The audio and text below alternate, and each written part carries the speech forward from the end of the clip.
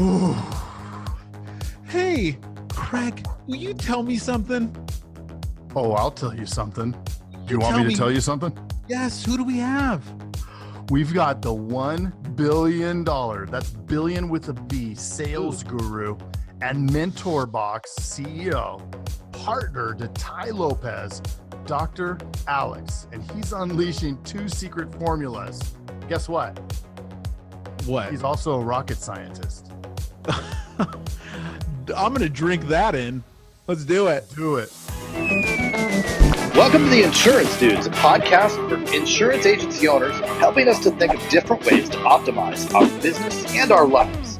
Dr. Alex, thank you so much for joining us today. It's an honor. Cool. Super. Yeah, likewise. Thank you for having me. So can you tell us a little bit about, for somebody who doesn't know who you are and they've been living under a rock or something, can you just kind of give like a little background? Sure. I am a serial entrepreneur. It's like, I've lived basically 2 lives. The first half of my life, it was all about science. So I grew up wanting to be a scientist. I am also an immigrant. So I immigrated to US when I was 20 years old. Went to grad school, got my master's, PhD in engineering, became a scientist for NASA. I had no plan, man, to become an entrepreneur. I just, it wasn't even growing up. It wasn't even in my vocabulary to do business. Believe it or not, it's like very interesting. I've lived 2 separate, distinct lives. That is 2 different like mindsets, right? Right. Like, So structured, like that's scientific, and follow this process, and then entrepreneur, it's just exactly. But here's the thing. The funny thing is, I actually talk about this in my lectures and stuff. The scientific process actually helps you in business. So if you're able to look at your business as a science experiment and just apply scientific method, you will win, because scientific method is better than gut feeling. You know what I mean? It's just a better guide. And that helped. So I I took that with me and used it in the business world. I transitioned to business about 12 years ago. I quit my job at NASA. I really liked science, and I really liked working for NASA. I worked on space missions, several space missions, in fact. And I switched into entrepreneurship, and I started in consumer internet brands. And the first company that I started was called Zoosk, which took me a bit to sell, about 10 years I worked on that, but I recently sold it for $258 million. So kind of that's a little bit. We meant it. It was a good exit for everybody. Obviously, my co-founder and I made a lot of money, and our investors were very happy. But what really made me happy was we minted a few millionaires out of our employees as well. So that's awesome. People who joined us early believed in the mission. I wish I could deliver the same results to them in like 5 years instead of 10 years, but it's better late than never. So that's awesome. Some people got really good exit. People that I like, always early employees in a startup, they always have a special place in your heart. They joined the mission early, and they help shape it. And so that was my first company. About 3 years ago, in fact, I stepped down from running the business, and I brought in a new CEO, Chief Revenue Officer of Expedia, which did a fantastic job of running that company. And I started building more consumer brands with Ty. And I stepped into the crazy world of social media as part of being partners with Ty. Before that, I never had my face on any ads, even though I've spent I spent probably over $500 million in advertising. It was never my face on the ads. It was never on there. But with Ty, we basically started social media marketing on consumer brands. The first company's MentorBox that we did together was called MentorBox. Then we launched Knowledge Society. Then we launched Farmer's Box. If you follow our social media, we have a lot of delicious food products that we have. And, you know, the first company, MentorBox, was kind of interesting because I was a proven entrepreneur at that point. And I don't know if I'm going on and on. Do you want me to continue talking about it? Yeah. Yeah, keep going. I was kind of like a, you know, proven entrepreneur, and I had a track record. And I walked into the book industry, and I'm like, oh my God, these guys are fossils. And it's funny because, you know, the first 3 months, people don't realize I could not onboard any publisher or any books for first 3 months. So we were doing our videos, book videos, me and Ty ourselves, basically, because we couldn't onboard. I was calling publishers. I couldn't reach anybody. I had a big book order. There are 4 major bulk book distributors. I called all 4 of them. 3 of them didn't even return my call. And one of them called back and was like, who are you and how are you selling books? I mean, this is like, Wow. Do you have stores or what how does that work? And I was like, no, hello, my name's Alex Mehr, and I'm an internet marketer. So, so that's kind of how it evolved. And then after 3 months, you know, we had the first author, like we got the first big name author, and it just racked up names after names after names. And now the table has completely turned. So we have now deals with top book publishers, and everybody knows about us. Now they're coming to you. Yeah, exactly. I mean, that's basically what happens now. I mean, we don't even solicit at all. Basically, we have 5 major book publishers. Before they release a new book, they send a copy to us for us to consider including it in our program. We have basically become part of their promotion machines because we are the largest, basically, book marketing tool available out there. I give you guys something that really blew my mind when I entered the book industry. So think the book, you know, biggest book publishers in the world. You would think they have a huge database of emails of their previous customers, like somehow that they can promote new books to them. Right. No. Blows my mind. So they have a new book. They're writing letters. Yeah, they have a new book. They're like, okay, their promotion plan is like, oh, I'm gonna put them on whatever like show or whatever TV show or radio show, and I'm like, or send them into book signing into stores, which at best introduces your book like to 20 people. And I'm like, you don't have a fucking, excuse my language, you don't have a big email list where you can promote it's just mind-blowing. So, yeah, it was one of those things that I realized quickly. You know how it is. It's like old industry, and it's completely outdated at this point. But, I mean, they're making progress. Yeah. Sorry, insurance I went on and on. Yeah. No. I was just saying, to your point, like insurance is kind of the same way. It's kind of a dinosaur. There's some things about insurance that you'd be blown away that they're still doing. Fax machines, and it's just like, what are we doing here? You know, it's crazy. I tell you guys an interesting story from my NASA days.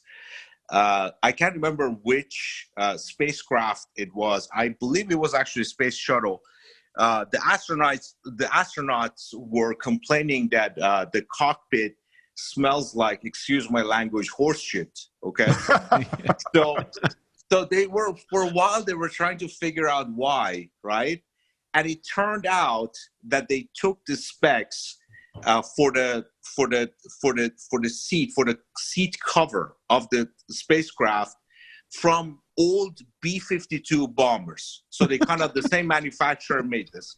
Back in the day, those B-52 bombers, the seat was made of leather. In order for, for moth and insects to not eat into the leather, back in the days, World War II, they used to dip this thing in horse shit, basically, to make sure it's not, because kind of like an insect repellent, right? And and Space Shuttle Seas is made of synthetic materials that no moth or insect will ever be. And there's also no moth in the space, in case you didn't know. Right. But the process was in place since World War II. So the manufacturer would have still dipped this thing in horse shit before sending it to manufacturer to actually put it in the spacecraft. It's like happens, man, happens. That is so funny. So they weren't just overreacting. They were actually like that. Yeah, exactly.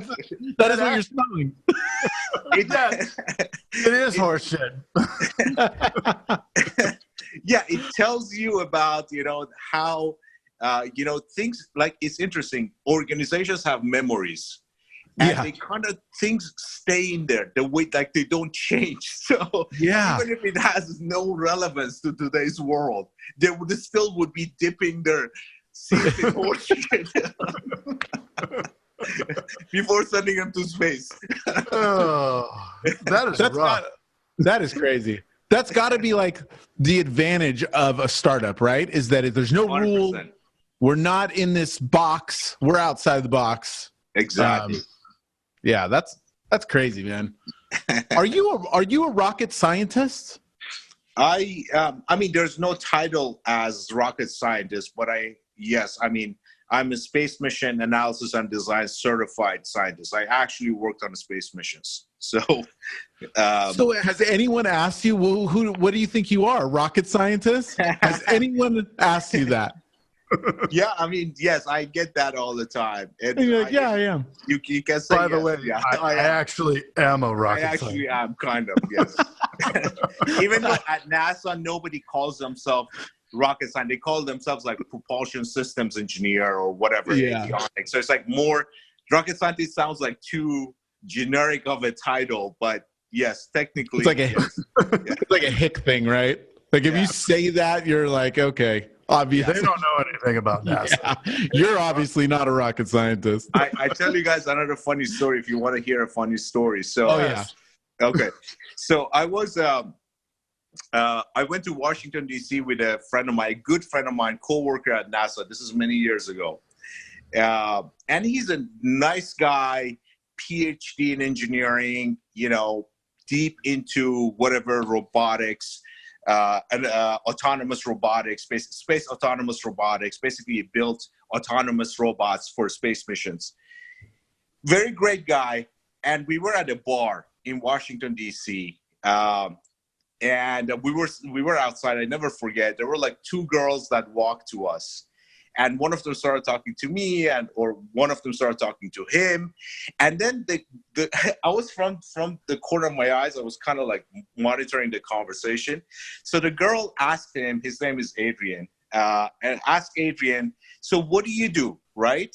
And Adrian started talking, I worked on whatever multiple autonomous robots so that they land, whatever this happens.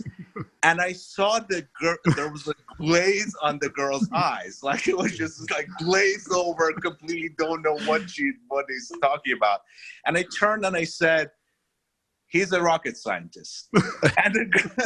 And the girl literally, her face like opened up. And she's like, that's so cool. And Adrian turned back to me. It's like, or you can say it like that. That's right. That's right. And from that point on, that's how he would introduce himself. And it helped him a lot in his dating life. So, keep it simple, right? Just what are you doing, man? Explaining exactly what you're doing. Like, don't get into the weeds. She doesn't want to hear that. No sense.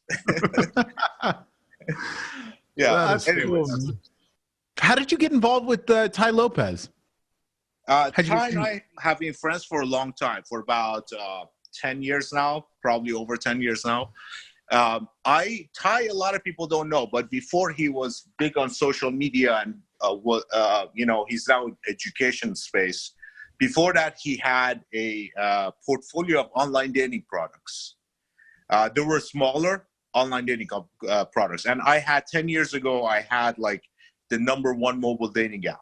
So I kind of pioneered mobile dating. So we met at a mobile, at an online dating conference, not on an online dating website. You have to be clear about that. Yeah. In an online dating conference, and we were on a panel, and there were 5 of us. It was a very boring panel, but Ty and I, like, I was like, oh, everybody's boring. But there was this dude who was coding books, like a very specifically, very knowledgeable, very interesting guy, very dynamic. And that was Ty. And I'm like, who is this guy? So after the panel, we started talking. And I remember my first interaction with him was, I mentioned something in a book, The Third Chimpanzee by Jared Diamond. And I had never seen anybody else who had read the book. He had read it. So we started talking about that's instant connection. So we became friends after that. That's kind of how we met. That's cool. And then how did you guys, is that how it started with MentorBox? No. So I was running Zoosk. So it took 7 years. We were friends. He was kind of like, I would come to LA all the time. Him and I kept brainstorming on different business aspects, but I was running my own business. He was doing his own thing. And it wasn't until after I started building other businesses after Zoosk that Ty and I thought about actually becoming business partners. And the story of MentorBox is a little interesting because I was looking into box business models, Birchbox, Blue Apron, all these box models. And I was fascinated. So I said, well, I'm going to try 100 different box ideas. And to see I actually literally, my Shopify was 100boxes.myshopify.com. So I was like, I'm going to use this Shopify. I'm going to launch 100 different box ideas, see which one works. And then I'm going to take it. It's scientific experiments, right? You have to fail 100 times. To see which one works. And the first one I did was actually for healthy, like for vitamins and herbal supplements, right? And it was okay, but it wasn't that great. And then Ty and I were talking, and Ty said, hey, let's do it around books. And then we brainstormed. It kind of evolved a little bit over time. And then we said, okay, let's do MentorBox, basically. So kind of like went back and forth, and we came up with the idea, and I launched it, and it took off. So that the rest is history. That's cool. I love that concept. What a cool concept. It's like, how did no one else think of that? It's one of those ideas that's like, it's a good idea if once you hear it, you think, gosh, why didn't somebody else think of that? Yeah, that's right. That's right. I bet you a lot of people thought of it. It's just nobody executed it because it's not very obvious. You know what I mean? It's like, I don't know. Yeah. It would be hard to see the business model.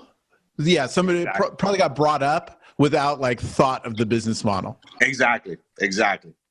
So how did that execution look like? Like what did you guys do? How did you? So we have a formula. We now at this point, Ty and I have a formula. It is our formula. It is basically it's 7 P's, but we call it the simple version of it is 4 P's: product, price, promotions, placement. Okay, so product is product concept. All right. Price is okay. Now, a concept can be great, but it has to be priced at a price that people buy. So you need to figure out price. Third is promotion. How am I going to tell people this product at this price exists? All right. And fourth is placement. Now that I've promoted it, people hopefully have bought it. Now, how do I place it? Meaning, how do I get it to the hand of customers, right? So that's kind of like our formula, and we keep doing it. So basically what we do is that we say, okay, so product concept is initial product concept of MentorBox that we pivoted from was books in a box, right? You're like, okay, so that's the concept. at what price would people buy this? So we kind of create a landing page. We explain the product concept. Then we start testing prices. We send traffic to it using advertisement or social media, social media or what have you. We start figuring out prices. How much people are willing to pay? Can we make this business model work, right? Once we have the pricing down, then we say, okay, now, what is the best way to get, we have 100 customers. How can we get to 10,000 customers? What is the promotion mechanism for it? Is it Facebook ads? Is it YouTube? Is it viral videos? Do I need to go on podcasts and talk about my product? So that's kind of promotion aspect of it. And the last part of it is fulfillment and how do I place it? So that placement changed. So initially it was books sent and our learning materials, booklets and all that, and videos were also on a flash drive delivered to you via mail. We changed that. The placement became electronic. So all of a sudden everything became a lot better. So that's kind of and then you go back and you just iterate. You're like, okay, does the product concept need some modification? Then can I price it differently at the new version of the product concept? So just keep looping. Does that make sense? So yeah, that's kind of the formula that we use. So tell me, how did you go from being a rocket scientist, right? How did you go from doing that to doing this at such a high level? We're talking high level stuff here. We're not talking your average, hey, e-commerce business, right? Right. What was that like? What was that transition like? I was a little scared, to be honest. Ty has this personality test.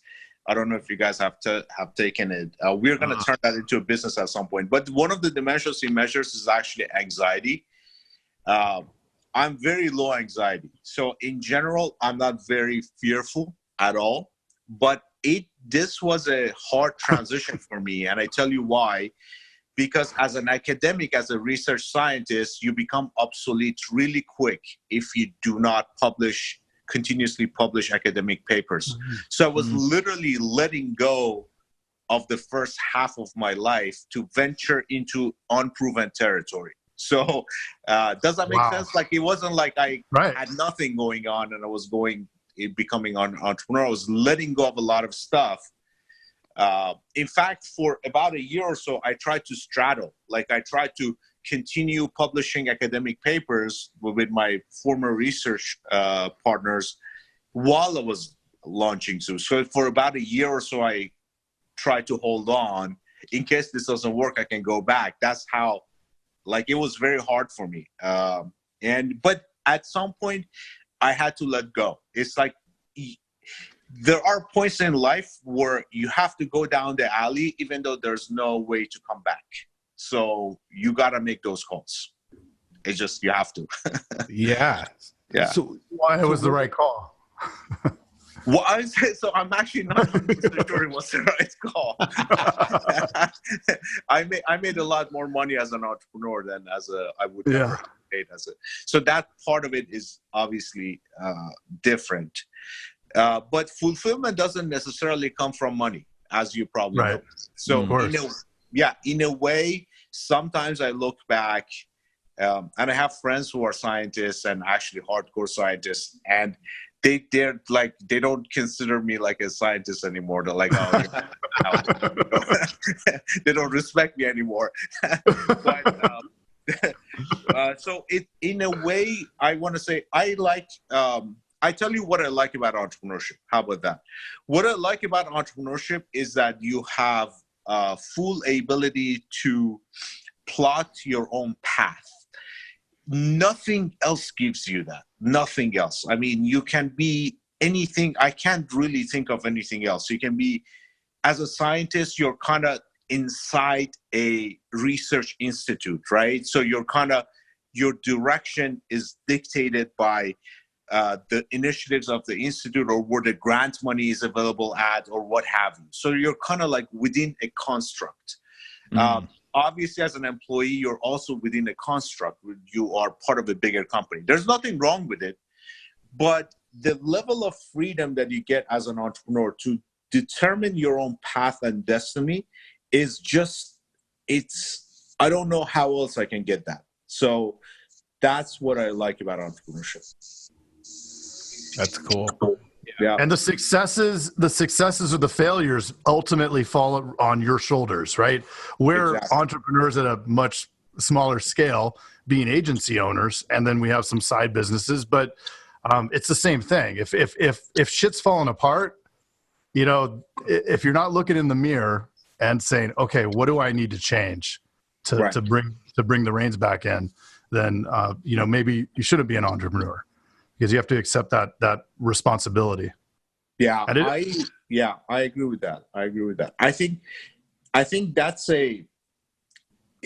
I always say entrepreneurship is not for everybody. I don't think it is for everybody. And also, it is not the only way to add value in this world. It's not like some people have this notion that entrepreneurship is somehow a superior, like even morally superior way of living your life. And I'm like, not really. There are a lot of people that contribute to the society without being entrepreneurs. I mean, firefighters, the doctor in the ER, they save lives, right? So, and it's a great path to go. All I'm saying is, I say two things about entrepreneurship. One, everybody should try it. It's not for everybody, but everybody should try it at least once.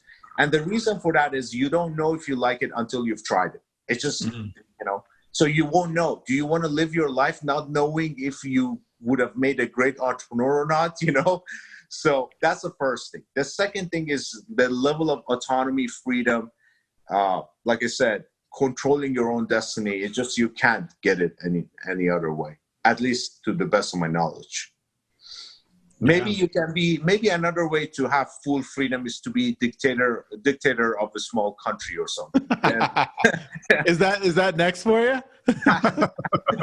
That would be another way. I don't recommend it. But yeah.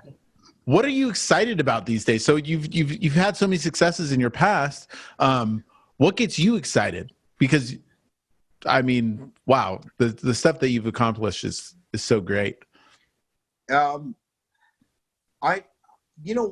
gets me the most really excited is sometimes when we launch a new product and I get messages from people. Like, I'll give you an example. I mean, it sounds silly, but it is actually what gets me excited. We just launched our beef sticks, grass-fed beef sticks. I launched on my social media, and I just did one post for it, and it's selling. I mean, on a daily basis, it's selling, and I'm already getting DMs from people that sell. They say, "Hey, like it's just it's a pure, no preservatives beef stick, right? It's a good protein." A lot of people DM me and say, "Oh, I like the product. I'm addicted to your product. I really enjoy eating it." It's silly, but that kind of makes me happy. Doesn't it make sense? It's like, It's your thing. You came out with it. And people are like, they like what you're doing. Yeah, that's exactly right. It's like you brought it to this world, right? It's just just gave birth to a baby. You're the artist. Yeah, it's like it's hard to explain. Again, that's a feeling you cannot easily get in any other career, to the best of my knowledge. It's just hard to get it. I mean, maybe engineers of iPhone really also like the fact that people, enjoy iPhones, but it's hard to say I built iPhone because 100,000 people worked on iPhone. So it's like, yeah. And then ultimately, Steve take responsibility, accept the responsibility for it. So exactly. Cool. So what about marketing? Like, tell me a little bit about what you do for your marketing, just in general, how you approach it, I guess. Yeah. So we have a specific formula when it comes to marketing. At the very top level, it is basically, we have, if you look at our marketing materials, it follows a simple formula: demonstrate, inspire, motivate, and educate. So it's like DIME is kind of like our acronym for it. So we try to show products. It's not like, if you look at our marketing, it's different than traditional marketing in the sense that traditional marketing, they show you an airbrushed photo of the product, and it's kind of, that it's not real. Yeah. Like you see that photo of McDonald's Big Mac on a poster. It's like, looks all fluffy and nice, and the actual thing is just like a gooey, smushy thing. That's so true. So what we try to do is actually walk people through the product in an unbrushed way. So it lends itself very well to some formats, like video advertisement works great. But it won't be that good for a billboard, for example. But the good news is social media video advertisement is now way bigger than billboard, So demonstrate is that. Inspire is like, we don't sell features and benefits. We sell what the product can do for you. Does that make sense? It's like healthier. Yeah, it's not feature. It's a. You guys understand the distinction. It is. A lot of entrepreneurs are confused by that. They try to talk so much about features and benefits of their product that they miss the whole point, that people want to be inspired and motivated. That's the next item. So like inspired and motivated. So demonstrate, then tell a story that inspires them, motivates them, gives them a reason beyond the features and benefits of the product to purchase your product, right? And then the E is educate. It's very important. Basically, one way, if you want to sell something effectively, you need to build authority. Like people have to believe that you are an authority in that field. Anything you want to sell. If you want to sell books, if you want to do whatever, like food products, you need, like Bulletproof has done a great job of that, right? So it's like he's built authority, and people it's an authority and a brand that sells products at the same time. Does that make sense? And the authority part, the easiest way to get it is education. So if you're educating people about something, people trust you. And then it's a lot easier to sell that. Actually, what you guys are doing here is actually really good. So basically, you're bringing people and you're educating people about entrepreneurship. And this way, people kind of start trusting you and trusting your brand. You're building a brand this way. And that actually goes a long way for people to actually buy products from you. Does that make sense? So demonstrate, inspire, motivate, educate. And that's kind of like our formula. And we do it in an unfiltered way, authentic. We try to sell things that we are really not educate people on things that we are not an expert in, show airbrush photos of products. In fact, we have this rule that we never use stock photos on any of our websites ever. So it's just nothing is airbrushed. Everything is like raw and authentic. Does that make sense? So that's real. Yeah, it's real. I mean, because the days of people seeing a nice airbrush photo of something on a billboard and then going and buying it is kind of over. So, it almost seems like you're being sold. It's fake. Exactly. As soon as they can smell the sales aspect of it, they're gone. Like that's today's consumer, totally different, right? It's a sales guy. Forget it. I'm done. Shut down. Walls up, right? Because they're getting hit by so many different people. And that's also interesting in that, like some of the marketing, right? The way that we market on YouTube, where it's your best and most responsive advertising campaigns on YouTube are going to be where you have your phone and you put it in front of you versus some high production, Coppola version of presenting your product. Yeah. And it has happened if you look at industry by industry, they're being disrupted by more authentic marketing compared to traditional. Give you an example. I think one of the latest industries that have been disrupted using this marketing model is really high-end fashion. Think like high-end fashion, like even 10 years ago, it was all like, high-end fashion shows. It was like billboards, magazine photos of whatever high-end. You know what I'm talking about, right? Totally. Yeah. And Airbrush. nowadays, it is Fashion Nova. So you have influencers on Instagram wearing a product and just doing it in their own way that is not airbrushed, that is not even controlled by the parent company, like, you know, the Bang Energy or Fashion Nova. You look at their ads, yes, they sponsor, but then the influencer does their own sometimes silly thing, putting the product on the Instagram, but it's authentic. It's silly, but it's authentic. You know what I mean? So, and that sells way better. Fashion Nova is a multi-billion-dollar brand now. It's actually the highest. Last year was the highest. Can you believe this? Fashion Nova last year was the highest searched fashion brand on Google. Like, came out of nowhere.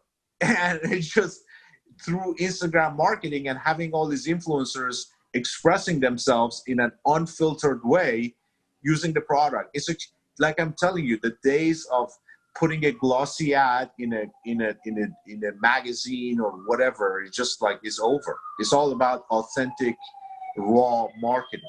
So right.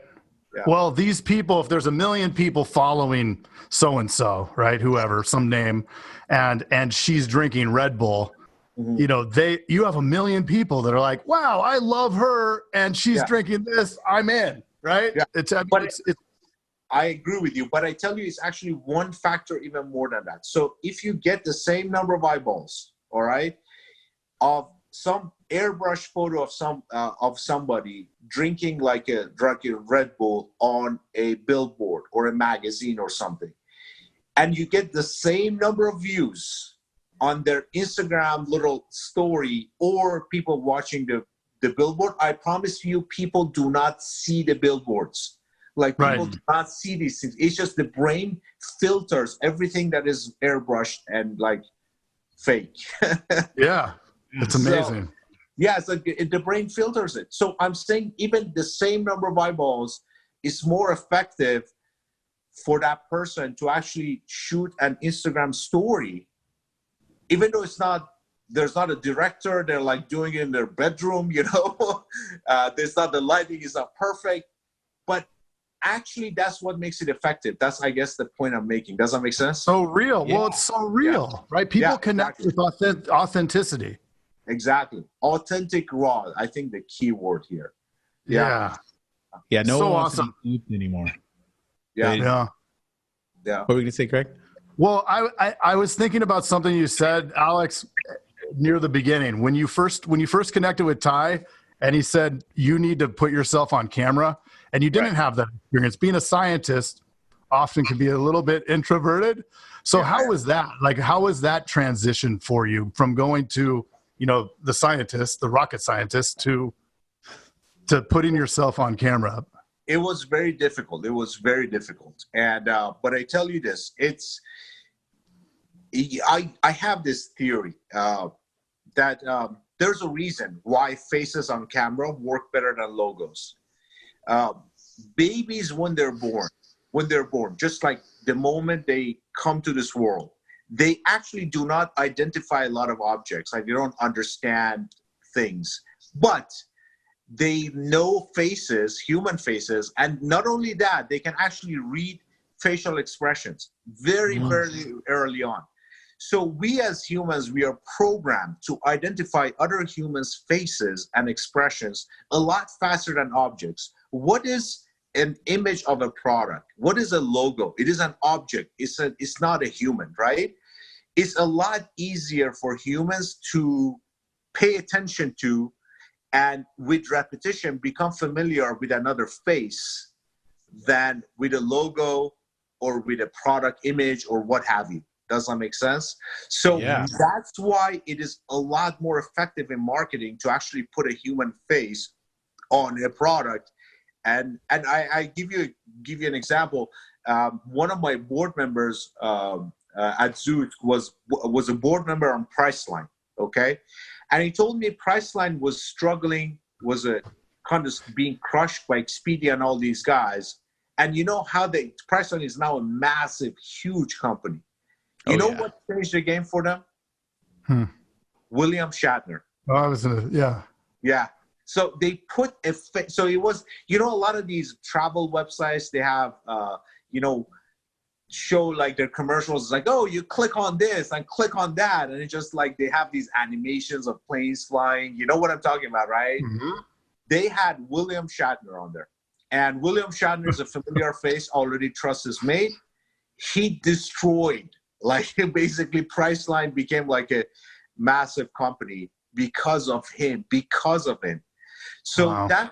that's what I tell people. Look, it is not a theoretical thing. It's actually not about your ego. Some people want to be on camera because they want to be on camera. I'm like, great. but it's not, you shouldn't be on camera because you want to be on camera. I mean, if you want to be on camera too, that helps too. But it's the main reason is because it is good for your business. When you can get in front of camera and explain your product. I can give you another example. Very interesting.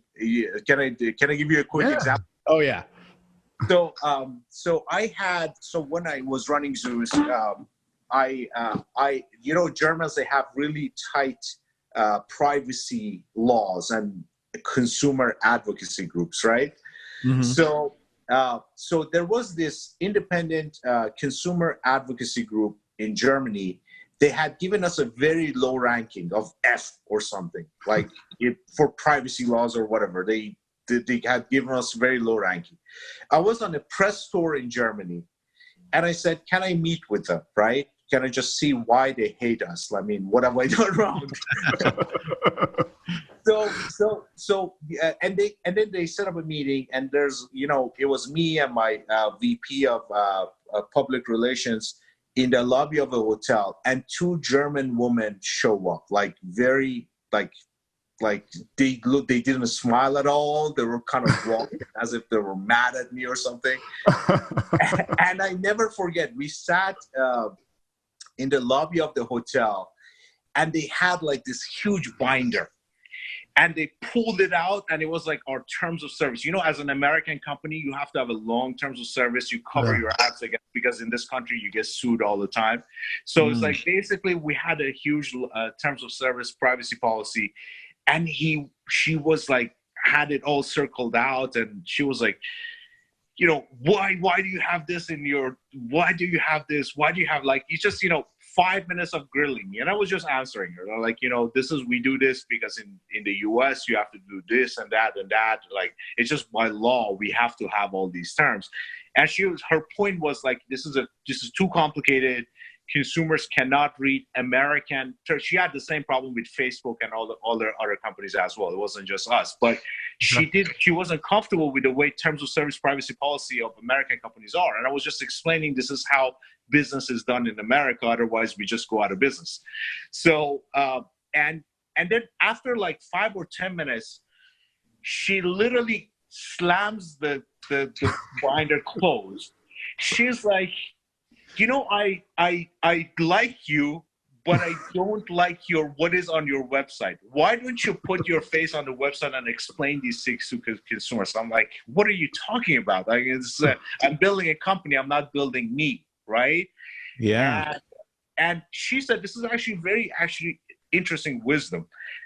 She said, this is before I actually started putting my face on cameras, like 4 or 5 years before that. And she said, look, there's this brand of soup in Germany. I can't remember the name right now.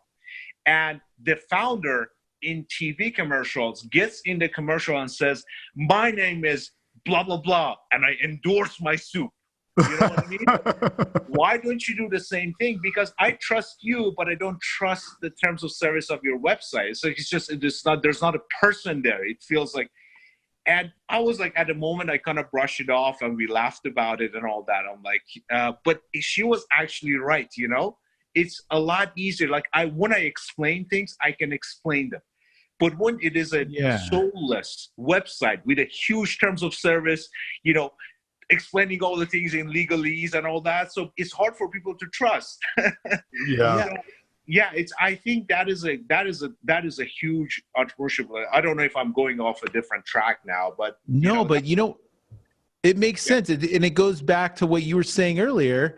About the airbrush picture, right? The airbrush picture might have shown trust back in the day because, hey, if you had the money to do that, you had to be a big company. And that kind of established trust, where now people they want to see your face because we can. Back then you couldn't do that. So now it's like, that's interesting to look at it that way. That's super insightful. I think it is actually what you said is exactly right. People back in the days, if you had a TV commercial, people thought, oh, it is a legit company because it has a TV commercial. Right. It is literally upside down now. Crazy. Yeah. Yeah. And how much does a TV commercial cost now, right? Yeah, it's just nothing. I mean, it's just and anybody can do all sorts of airbrushed, like, nice commercials, and people don't even see it. You know what I mean? No, they're looking at their phone. Yeah, exactly. So your face, we're starting to see your face everywhere. Tell us a little bit about Dr. Alex University. Yeah, it is an experiment I'm running. I kind of want to build a group of people that I kind of work with more closely and walk them. I'm trying to see if I can append, like, change the business model, a university's business model. Can I build a better university? And the universities that are built around the way that it was actually back in the days, this is the best way to talk about it. So back in the days, like, there were schools. Like, imagine you want to become a monk, right? There's a temple you go to, and you get, if you can choose what you want to be, you want to learn whatever craft, you go somewhere, there's a person that knows it, and you go and kind of through osmosis, if you will, learn that craft from the person. I want to see if that is actually doable. In other words, can we go back to the previous model that we had versus this, again, systematic, rigid university framework? Can we go to the previous model and build kind of schools around experts, and you can pick and choose what you want to go. It's kind of like an experiment I'm running to see, one, do I like doing it? Two, does it make sense for other people to do it? And then if it makes sense, then I will scale and replicate. It's very much like how education was done back in the days. There was a mentor, or there was a master, or there was, a guru or somebody like that, and you chose, you wanted to learn something, you went and learned a craft directly from that person by being part of that community for a little bit. Does that make sense? So Totally. Yeah, it is like the blacksmith, right? Yeah, exactly. He has a trainee under him, or what, the protege, or I don't know what they would call it. But exactly. That's awesome. It seems like it's a lot better than going into blacksmith school, So it's like, yeah, it's just. Do you guys agree? Do you guys? Yeah, yes. Our school system right now, it's like I talk to people that are in school. I mean, I went back to school a few years ago, but it's like if my goal was actually to learn a trade so that at the end of that I could just take off on the trade, it's not the case. Like, people are starting from square one after school. They just invested so many thousands of hours and stuff, and it doesn't make sense at all. I would even argue it's just like, I can't think of many situations where our current school system is superior to the model that I just described to you. I just can't. Like, think of, like, what profession is it? Even take something like becoming a doctor, right? The medical doctors go through like a few years of actually in classroom training, but the actual learning happens when they do their residency. So they're in the hospital. Like, you know what I'm talking about? So they actually have this model already. I can't really think of many situations where this model doesn't apply. And I don't know why we have the school system the way it is set up, where it is a completely, like, rigid framework of courses you have to take, and doesn't matter who you take it from. It's like, actually, that's mind-blowing to me. Like, you have a curriculum that is abstract from the professor. So you got to take this class and that class and that class, and different professors may do the teaching at any time. It's not about who you learn from. It's about what class. It's just mind blowing to me, you know. Well, and it's a big business that's funded by the government, partially, right? So you can. There's a lot of goofy stuff going on there.